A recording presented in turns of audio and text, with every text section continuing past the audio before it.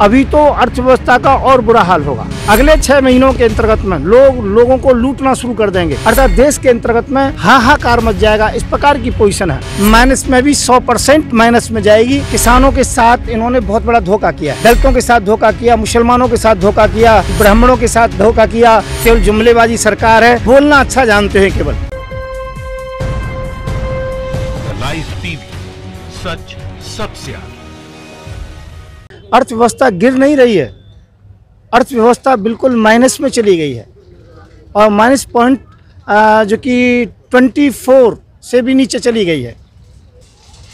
जिस समय 7 नंबर पर आई थी डीजीपी, तभी मैंने जो कह दिया था जीडीपी, उसी समय कह दिया था कि व्यवस्था बहुत ख़राब होगी। मैं ये कहना चाहता हूँ अभी तो अर्थव्यवस्था का और बुरा हाल होगा।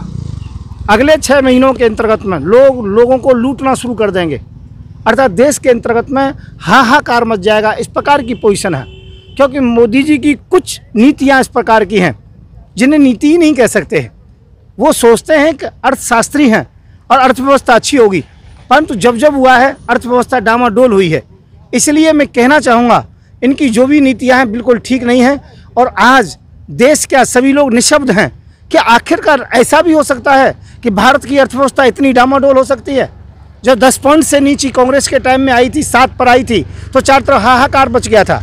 लोगों ने कहा ये क्या हुआ, और अब तो माइनस के अंतर्गत में चली गई। और मैं एक बात कहना चाहता हूँ, माइनस में भी 100% माइनस में जाएगी और बहुत जल्दी से जल्दी जाएगी। क्यों? क्योंकि कोई अर्थशास्त्री में है ही नहीं, अर्थनीति की व्यवस्था है ही नहीं। कोरोना को भी लाए, इसलिए लेकर के आए जिससे कि इस पर जो कि यही लेकर आए बिल्कुल, जो कि भारत में कोरोना नहीं है। और इस बात को दावे के साथ कहता हूँ, कोरोना चाइना में, अमेरिका में और जो कि ईरान इत्यादि के अंतर्गत में है। परंतु मैं यहाँ कहना चाहता हूँ इंडिया के अंतर्गत में कोरोना का केवल नाटक किया जाता है। उसका एक बहुत सबसे बड़ा कारण है, आप मंदिर में जाने नहीं देते हो। आपको राजनीतिक यदि आपका विरोध करें तो कोरोना है, पर शराब के ठेकों पर कहाँ कोरोना चला जाता है। यदि कोरोना होता तो शराब के ठेके भी नहीं खुलते, वहाँ पर जनता को पुलिस लाइन में लगाती है। और यदि हम कहें कि हम जो कि सरकार के विरोध में कोई धरना प्रदर्शन करना चाहते हैं तो 5 आदमी की भी परमिशन नहीं मिलती है। केवल राजनीतिक लाभ लेने के लिए केवल प्रधानमंत्री महोदय जी कोरोना को बार बार जो गायन किए जा रहे हैं, बार बार सुशोभित किए जा रहे हैं, क्योंकि एक कोरोना के मरीज पर 1 करोड़ रुपए इन्हें विश्व जो कि राहत कोष से प्राप्त होता है। इस कारण से कोरोना को बढ़ावा दिया जा रहा है। कोरोना की ऐसी कोई भी स्थिति नहीं है। आज हम धरना देने लगे, जो मेरा जो कि 10 तारीख से जो कि धरना है, तो कोरोना का बहाना ले देंगे। किसानों के साथ इन्होंने बहुत बड़ा धोखा किया है, दलितों के साथ धोखा किया, मुसलमानों के साथ धोखा किया, और उत्तर प्रदेश में ब्राह्मणों के साथ धोखा किया, किसानों के साथ धोखा किया। मैं ये कहना चाहता हूँ हर बात पर धोखा है। केवल जुमलेबाजी सरकार है, बोलना अच्छा जानते हैं। केवल बोलने की ट्रेनिंग इनको बहुत अच्छी है, बाकी काम करने की कोई एक भी ट्रेनिंग हो तो बताइए। हमारी जीडीपी इतनी डाउन कैसे हो गई? आज हमारे हाथ में कटोरा है, भीख का कटोरा है विश्व के अंतर्गत में। कोई नहीं सोच सकता है कि भारत इतना जो कि डामाडोल हो सकता है, हमारी अर्थव्यवस्था इतनी हो सकती है। पूरे भारत के जितने भी हम लोग हैं, राजनेता हैं, वो निशब्द हैं, कोई शब्द नहीं बोल सकते। बुराई भी तब तक की जाती है जब तक किसी व्यक्ति के अंतर्गत में छोटी मोटी कमियां हों, और जो बिल्कुल ही पागल हो गया हो तो उसकी गाली सुनी जाती है, केवल बोला नहीं जाता। तो मोदी जी आज के सामने सब निशब्द हो गए हैं। हमारी जो कि इतना डाउन जो कि अर्थव्यवस्था हो जाना, अब इस पर जो कि अर्थशास्त्री क्यों नहीं बोल रहे हैं?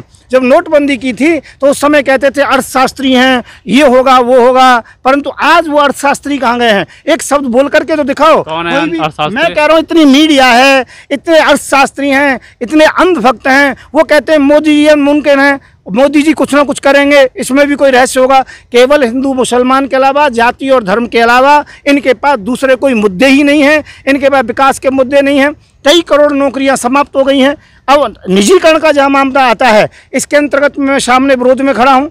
10 सितंबर को मैं रामलीला मैदान में आमरण अनशन पर बैठ रहा हूँ। उसका सबसे बड़ा कारण क्या है कि निजीकरण का मतलब है आरक्षण समाप्त कर देना। जो भी दलित व्यक्ति है, SC है, OBC है, BC है, SCC है, इनसे जो पूछा क्यों नहीं कि आपका जो कि हम आरक्षण समाप्त करने वाले हैं। जो मेला ढोते हैं उनके जो कि वो सोचते हैं कि चलो यही हमारा जो कि नौकरी बनी रहे बच्चों की, उनको भी जो कि खाने के चक्कर में है। रेलवे है, इस समय के अंतर्गत में रेलवे के अंतर्गत में 7 लाख आदमी धरने पर बैठा है। मीडिया दिखाती क्यों नहीं है? 7 लाख लोग जो कि धरने पर बैठा हुआ है। मैं ये कहना चाहता हूँ हर बात के अंतर्गत में कोई ना कोई जुमलेबाजी है, सफलता का कोई भी किसी प्रकार की मीडिया दिखा तो रही दिन रात सुशांत राजपूत, रिया चक्रवर्ती। देखिए, सुशांत को दिखाया, ज़्यादा दिखा रहे हैं, इतना नहीं दिखाना चाहिए। मीडिया को दिखाना चाहिए कि हमारी जीडीपी कितनी जो कि डाउन हो गई, अर्थशास्त्र हमारा कितना जो कि डामाडोल हो गया है, हमारी नौकरियां कितनी जा रही हैं, हमारी व्यवस्था अर्थव्यवस्था क्या, सब अर्थव्यवस्था पर आधारित होता है। जो नहीं दिखा रही मीडिया भाई इसलिए नहीं दिखा रही है, नाकामयाबी है। मैं सदैव एक ही बात कहता रहा हूं कि एक ही काम करिए, अर्थव्यवस्था के विषय में सोचो, नौकरियों के विषय में सोचो, परंतु इन्होंने कभी भी नहीं सुनी। अब मैं 10 तारीख से आमरण अनशन पर बैठ रहा हूं, ये मुझे जेल में डालें, कुछ भी करें। मीडिया क्यों नहीं दिखा रही है अर्थ? मीडिया इसलिए नहीं दिखाती, मीडिया यदि दिखाना चाहती है तो मीडिया के चैनल बंद कर दिए जाते हैं, और यदि कोई भी इनकी बुराई करता है, सत्यता को दिखाता है, तो नौकरी से जो कि टर्मिनेट कर दिया जाता है। अब इनकी परिस्थिति है, मैं ये तो नहीं कहूँगा मीडिया को खरीद लिया है, ठीक है, पैसे तो मिलते हैं मीडिया को, परंतु सबसे बड़ी समस्या यह है कि मीडिया नहीं रहती है यदि वो सच्चाई दिखाए तो। आज तानाशाही है, हिटलरशाही है। मैं कहता हूँ अर्थव्यवस्था पर डिवीड होनी चाहिए, अर्थव्यवस्था पर सोचना चाहिए, नौकरियां बहाल होनी चाहिए। निजीकरण का हम जो कि विरोध करते हैं और अवश्य करेंगे। मोदी मीडिया का जो रोल है केवल इतना ही है, केवल विज्ञापन चलाते रहिए, मोदी जी करते रहिए, उनकी कमियों को दबाते रहिए। अब देखते हैं मोदी मीडिया क्या कहती है अर्थव्यवस्था के विषय में। अब देखते हैं चाइना के विषय में जो हमला हुआ है उसके विषय में क्या कहते हैं। केवल इनकी प्रशंसा में लगी हुई है, इसके अलावा मोदी मीडिया कुछ भी नहीं करती है, क्योंकि मीडिया बिल्कुल खरीद ली गई है। क्यों करेंगे कि जितने भी समाज हैं, ज़्यादातर जिनको आरक्षण मिला हुआ था उनका अनहित हो रहा है, और ये अनहित हम नहीं होने। देखो, मोदी जी ने एक बार स्टेटमेंट दिया था कि चाइना में हमारी कोई चौकी नहीं ली है, कोई किसी प्रकार से भी चाइना ने हमारी ज़मीन नहीं जो कि ली है, सारे तरह से जो कि कहना जो कि प्रारंभ कर दिया था। पर मैं कहता हूँ चाइना पहले भी अंदर था, आज भी अंदर है, और चाइना आज हमें बहुत बड़ा ज़्यादा परेशान कर रहा है। मैं कह रहा हूँ जब पाकिस्तान कुछ कहता है तो हमारा 56 इंच का सीना है, चाइना के सामने हमारा 26 इंच का भी सीना क्यों नहीं रहता है। मैं ये कहता हूँ ये राजनीतिक मामला है, इसके अंतर्गत में चाइना का मामला हो, पाकिस्तान का मामला हो, हम पक्ष विपक्ष सभी मोदी जी के साथ हैं, अपने जो कि प्रधानमंत्री के साथ हैं, इसमें कोई शंका नहीं है। यदि देश की कोई ऐसी नीति है तो उसके लिए हम बिल्कुल साथ में हैं, कोई परेशानी। जी, मैं एक ही बात कहना चाहता हूँ मोदी जी से, आरक्षण समाप्त करने की आवश्यकता नहीं है, अभी आरक्षण की आवश्यकता है। जो दलित अभी सबके समान स्थिति के अंतर्गत में नहीं आया है। मैं एक बात कहना चाहता हूं, जब किसी को फांसी दी जाती है तब भी उससे इच्छा पूछी जाती है। आखिरकार दलित भाइयों से उनकी इच्छा क्यों नहीं पूछी गई कि तुम्हारा आरक्षण समाप्त किया जा रहा है? आरक्षण समाप्त करने वाले होते कौन हो तुम लोग? मैं ये कहना चाहता हूं अर्थव्यवस्था इतनी डामाडोल कैसे हो गई है? मोदी जी इस बात का जवाब दें देश के लिए, देश की जनता उनसे जवाब चाहती है। हर बात के अंतर्गत में हिटलरशाही चलती है, केवल चुप कर देते हो सबके लिए।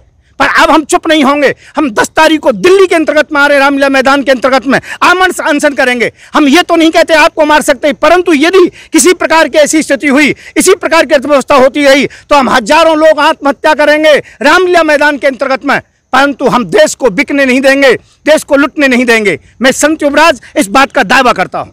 मैं ये कहता हूं वित्त मंत्री जो मोदी जी कहेंगे वही करेगी, वित्त मंत्री का अलग से तो कोई मामला है ही नहीं। ऐसा कोई बयान नहीं आया अभी तक? अभी कोई बयान नहीं आया है और ना बयान आएगा। वो बयानों से डरते हैं, बचते हैं, क्योंकि जब कोई अच्छी बात हो जाती है तो वो ज़्यादा जो कि बयानबाजी करते हैं, पर जब कोई ऐसी स्थिति होती है तो कोई बयानबाजी इस प्रकार से नहीं करते। बयानबाजी कहते कि जब प्याज महंगा हुआ तो प्याज ही नहीं खाती, अब कहते हैं कि जो अर्थव्यवस्था डाउन हुई इसमें भगवान ने किया है।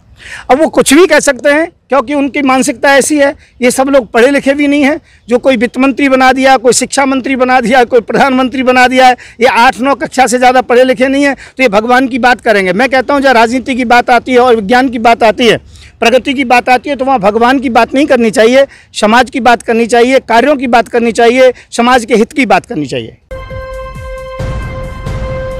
लाइव टीवी, सच सबसे आगे।